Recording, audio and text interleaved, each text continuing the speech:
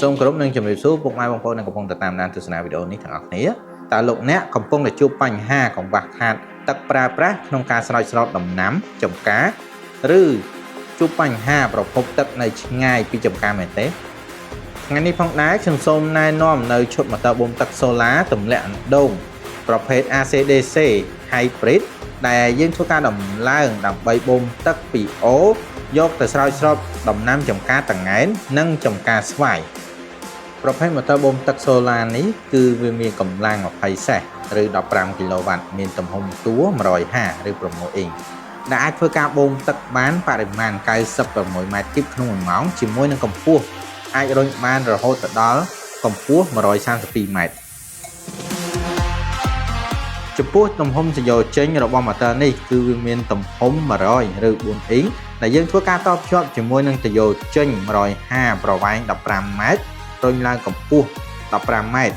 ហើយតភ្ជាប់ជាមួយនឹងតយោទំហំ200រុញត្រង់ចម្ងាយរហូតដល់2300ម៉ែត្រហើយចំពោះផ្ទាំងសូឡាវិញគឺយើងតភ្ជាប់ជាមួយនឹងផ្ទាំងសូឡាចំនួន42ផ្ទាំងជាប្រភេទផ្ទាំងសូឡាកញ្ចក់សងខាងកម្លាំង580វ៉ាត់ហើយជាប្រភេទផ្ទាំងដែលមានគុណភាពខ្ពស់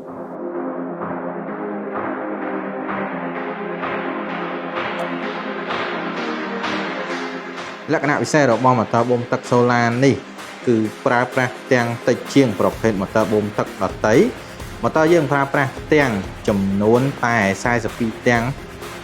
ធៀបនឹងម៉ូទ័រម៉ាកផ្សេងដែលប្រើប្រាស់ផ្ទាំងរហូតដល់60ផ្ទាំងគឺយើងអាចកាត់បន្ថយចំណាយទៅលើផ្ទាំងបានច្រើនជាងមុនជាប្រភេទប្រើប្រាស់ភ្លើង ACDC Hybrid ដែលអាចផ្លាស់ប្ដូរពីភ្លើងDC ទៅ AC ដោយខ្លួនឯងឬអូតូកាត់បន្ថយការចំណាយទៅលើ inverter ឬទូភ្លើងដោយសារប្រភេទម៉ូទ័រយើងបានភ្ជាប់មកជាមួយនឹងទូភ្លើងឬ inverter រួចជាស្រេចពីរោងចក្របើយើងធៀបពីម៉ូទ័រគឺម៉ូទ័រយើងប្រើប្រាស់កម្លាំងត្រឹមតែ20សេសប៉ុណ្ណោះធៀបពីម៉ូទ័រម៉ាកផ្សេងម៉ូទ័រគេប្រើប្រាស់រហូតដល់កម្លាំង40សេសដែលអាចរុញបានក្បាលវិលចំនួន90ក្បាលវិលតែចំណែកឯម៉ូទ័របូមទឹកសូឡាយើងវិញគឺអាចប្រើប្រាស់រុញក្បាលវិលរហូតដល់200ក្បាលវិលមិនចាំបាច់ចាក់ប្រេងមិនចាំបាច់ចំណាយទៅលើអគ្គិសនីរដ្ឋនិងជួយសន្សំថវិការបស់លោកអ្នកបានច្រើនជ្រើសរើសផលិតផលម៉ូទ័របូមទឹកសូឡាជ្រើសរើសផលិតផលម៉ាក Keep Paida យើងក៏មានការធានាបន្ថែមរយៈពេល1ឆ្នាំទៅលើប្រភេទម៉ូទ័រនិងរយៈពេល10ឆ្នាំទៅលើពន្លឺចំពោះប្រភេទទាំងសូឡាផងដែរ